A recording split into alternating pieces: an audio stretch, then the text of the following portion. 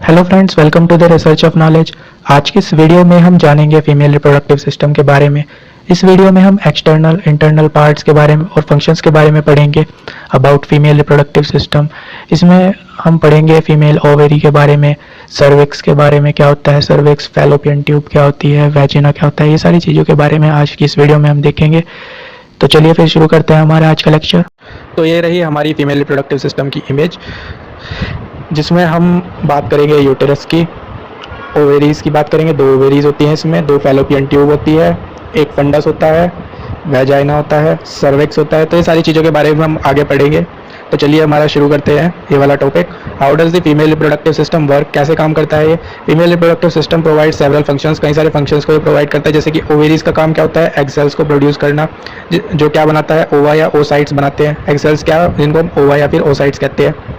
Oocytes then transported to the fallopian tube, फिर जो oocytes होते हैं वो फैलोपियन ट्यूब में ट्रांसपोर्ट हो जाते हैं, जहाँ पे फर्टिलाइजेशन होता है बाय स्पर्म। स्पर्म के थ्रू क्या होता है, स्पर्म और ओवा जो होते हैं आपस में मिल जाते हैं और यहाँ पे उसका फर्टिलाइजेशन शुरू हो जाता है। फिर क्या होता है, इसमें फर्टिलाइज्ड एग जो होता है वो कहाँ पर जाता है, यूटेरस में जाता है। यूटेरस में क्या होता है, यूट्राइन लाइनिंग होती है, जहाँ पे वो क्या कर देता है, स्टिक कर जाता है, यानी कि वो जो फर्टिलाइज्ड एग है वो क्या हो जाता है, स्टिक हो जाता है, यानी कि उस पर लग जाता है, चिपक जाता है। तो एक तरीके से यहाँ पे आप देख सकते हैं, जब जैसे ही स्पर्म यहाँ से वेजाइना से एंटर होता है तो ये सर्विक्स होता है, सर्वाइक्स से जा करके ये फैलोपियन ट्यूब में जाता है। यहाँ पे ओवेरी जो होती है वो क्या काम करती है, एग सेल्स को प्रोड्यूस करती है। कौन सा एग सेल्स होता है, एक होता है ओवा और ओसाइट्स भी जिसको हम कहते हैं। तो ये एग सेल्स को प्रोड्यूस करेगी, ये फैलोपियन ट्यूब में इधर जाएगा, इधर से स्पर्म आ रहा है तो ओवा प्लस स्पर्म, ओवा प्लस स्पर्म क्या हो जाता है, फर्टिलाइज हो जाता है। और ये जो फर्टिलाइज मेच्योर बन जाता है, ये जाता है सीधा यूटेरस में। यूटेरस में क्या होता है, इसका डेवलपमेंट हो जाता है, यूटेराइन लाइनिंग से ये ज्वाइन हो जाता है। ये यूटेराइन लाइनिंग होती है इसके चारों तरफ यूटेरस में, इससे ज्वाइन हो जाता है। वहाँ पे एम्ब्रियो का डेवलपमेंट शुरू हो जाता है। यहाँ पे क्या होता है, एम्ब्रियो का डेवलपमेंट शुरू हो जाता है।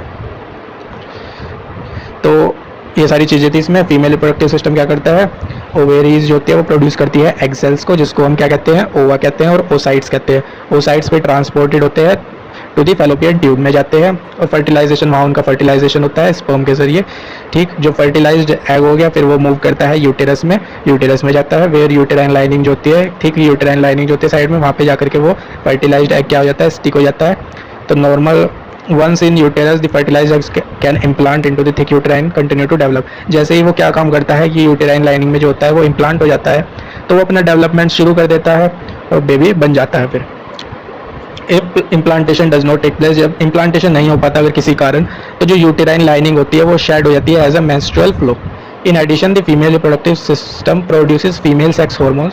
जो फीमेल रिप्रोडक्टिव सिस्टम होता है वो दो तरीके के सेक्स हार्मोन्स को रिलीज करता है। कौन कौन से होते हैं, एक होता है हमारा एस्ट्रोजन, एक होता है एस्ट्रोजन, एक होता है प्रोजेस्टेरोन। ये प्रोजेस्टेरोन, ये दो टाइप के हार्मोन्स को क्या करता है, फीमेल रिप्रोडक्टिव सिस्टम प्रोड्यूस करता है। एस्ट्रोजन जो होता है फीमेल की कैरेक्टरिस्टिक्स बताता है, यानी कि सेक्सुअल डेवलपमेंट, सेक्सुअल कैरेक्टरिस्टिक्स जो होती है फीमेल की, वो एस्ट्रोजन उसके लिए रिस्पॉन्सिबल होता है। प्रोजेस्टेरोन जो होता है वो प्रेगनेंसी को मेंटेन करने के लिए होता है। प्रोजेस्टेरोन प्रेगनेंसी को मेंटेन करने के लिए होता है और एस्ट्रोजन रिस्पॉन्सिबल होता है फीमेल की सेक्सुअल कैरेक्टरिस्टिक्स के लिए। ठीक, ड्यूरिंग मेनोपॉज, जब मेनोपॉज होता है तो जो फीमेल रिप्रोडक्टिव सिस्टम है ना वो gradually stop making female hormones. Menopause का मतलब क्या होता है कि जब जो फीमेल होती है उसमें क्या होता है, जो सेक्सुअल एक्टिविटी है वो रुक जाती है, यानी कि स्टॉप हो जाती है। ये होता है at the age of the 50 या 49 की एज में ये स्टार्ट हो जाता है। तो इसमें क्या होता है, female reproductive system gradually stops making female hormones. Female hormones को बनाना वो बंद कर देती है, नेसेसरी फॉर रिप्रोडक्टिव साइकिल, जो नेसेसरी होता है रिप्रोडक्टिव साइकिल के लिए। At this point menstrual cycle can become irregular हो जाती है, eventually stop. 1 year after menstrual cycles stop, एक साल बाद जब मेंस्ट्रुअल साइकिल स्टॉप होती है तो women is considered to be menopausal. तो वुमेन को क्या कहा जाता है, जब एक साल बाद जो होता है मेंस्ट्रुअल साइकिल जो होती है वो स्टॉप हो जाती है, यानी कि जो रिप्रोडक्टिव साइकिल होती है फीमेल की, जो रिप्रोडक्शन करने की जो पावर होती है, जब वो एक स्टॉप हो जाती है तो एक साल बाद, उस स्टॉप के एक साल बाद क्या होता है, उसको हम क्या कहते हैं, मेनोपॉजल कहते हैं। इंटरनल रिप्रोडक्टिव सिस्टम में कई सारे पार्ट्स होते हैं, वेजाइना या यहाँ से आप तक देख सकते हैं, सर्विक्स ये पार्ट होता है जो स्टार्टिंग करता है किसकी, यूटेरस की स्टार्टिंग यहीं से होती है। यूटेरस के ऊपर ये वाला जो पोर्शन होता है इसको हम कहते हैं फंडस। ये वाला जो पोर्शन होता है इसको हम फंडस कहते हैं। इसमें दो ओवेरीज होती हैं, एक एरी एक एरी। फिर फिम्ब्रे से जुड़ी रहती है, ये जो ओवेरीज होती है ये फिम्ब्रे से जुड़ी रहती है, ये जो फिम्ब्रे आप देख रहे हैं ना फिम्ब्रे से जुड़ी रहती है, ठीक। और उसमें वो फैलोपियन ट्यूब में क्या होता है, फर्टिलाइजेशन होता है। सर्विक्स क्या काम करता है, स्पर्म को यूट्रस में ट्रांसफर करने का काम करता है। तो ये सारे फंक्शन होते हैं। इसके वेजाइना के बारे में बात करें तो vagina is a canal that join cervix, जो लोअर पार्ट होता है यूटेरस का उसको ज्वाइन करती है to the outside of the body, body के outside. It is also known as birth canal, इसको क्या कहा जाता है, बर्थ कैनाल भी कहा जाता है। वेजाइना को बर्थ कैनाल भी कहा जाता है। फिर बात करते हैं यूटेरस की। यूटेरस यानी कि वोम, जिसको हम वोम भी कहते हैं, ये वाला जो पार्ट होता है ना, ये वाला जो पार्ट होता है इसको हम कहते हैं यूटेरस। तो इसको वोम भी कहा जाता है, जहाँ पे जो फर्टिलाइज्ड एग है वो डेवलप्ड होता है। तो uterus is a hollow pear shaped organ होता है that is home to a developing foetus. ये एक होम होता है डेवलपिंग फीटस, फीटस के डेवलपमेंट के लिए ये क्या होता है, होम होता है। Uterus is divided into two part, दो पार्ट में हम इसको डिवाइड करते हैं। एक होता है हमारा cervix which is the lower part होता है that opens into the vagina, जो वेजिना में ओपन होता है। And the main body of the uterus called corpus, main body जो होती है यूटेरस की उसको हम क्या कहते हैं, कॉर्पस कहते हैं। यानी कि ये वाली जो मेन बॉडी होगी ये पूरी की पूरी, इसको हम क्या कहेंगे, इसको हम कहेंगे कॉर्पस। ये पूरी बॉडी को हम कॉर्पस कहते हैं। The corpus can easily expand to hold a developing baby, इसमें इसकी कैरेक्टरिस्टिक होती है कि ये अपने आप को क्या कर लेती है, एक्सपेंड कर लेती है। A canal through the cervix allows sperm to enter, ये जो कैनाल होता है वो एलो करता है सर्विक्स को ताकि वो स्पर्म को एंटर कर सके। यानी सर्विक्स का काम करता है स्पर्म को यूट्रस में पहुंचाने का काम किसका होता है, सर्विक्स का होता है। और जो मेंस्ट्रुअल ब्लड निकलता है उसको एग्जिट करने का काम भी इसका होता है, सर्विक्स का। ओवेरीज के बारे में बात करें, ovaries small Oval shaped glands होती है। ओवेरीज क्या होते हैं, एक ग्लैंड होती है, ग्लैंड होती है यानी कि ये सेक्रेट करती है हॉर्मोन्स को।